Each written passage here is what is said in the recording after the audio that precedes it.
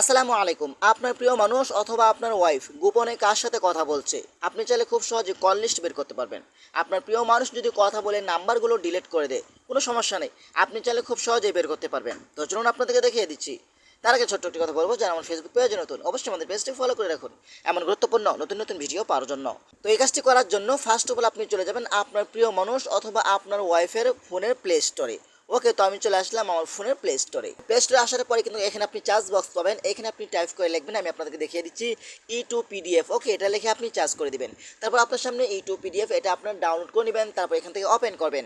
Open করার পর কিন্তু যা যা পারমিশন অ্যালাউ চাইবে সকল পারমিশন অ্যালাউগুলো দিয়ে দিবেন। এখান থেকে টিকমার্ক অপশনে ক্লিক করবেন। তারপর এখান থেকে প্রসেস অপশনেতে ক্লিক করবেন। ওকে, তারপর কিছুক্ষণ সময় আপনাকে লোড নেবে। তারপর এখান থেকে ক্লিক টু কন্টিনিউ, এখানে আপনি ক্লিক করবেন। তারপর এখান থেকে জেনারেল কল লগ, এখানে আপনি প্রথমটাতে ক্লিক করবেন। তারপর এখানে আপনি চাইলে তারিখ থেকে কত তারিখ পর্যন্ত নিতে চান, এখানে তারিখগুলো সিলেক্ট করতে পারেন। তারপর এখান থেকে আপনি এখানে একটি নাম দিয়ে দিন, যে নামে আপনার পিডিএফ ফাইলটি জমা হবে। ওকে, তারপর এখান থেকে এক্সপোর্ট পিডিএফ অপশনে ক্লিক করলে কিন্তু আপনার সকল কল লিস্ট খুব সহজে চলে আসবে। তো দেখতে পাচ্ছেন কার সাথে কখন কথা বলছে, সকল কল লিস্ট কিন্তু আপনি এখানে খুব সহজেই পেয়ে যাবেন।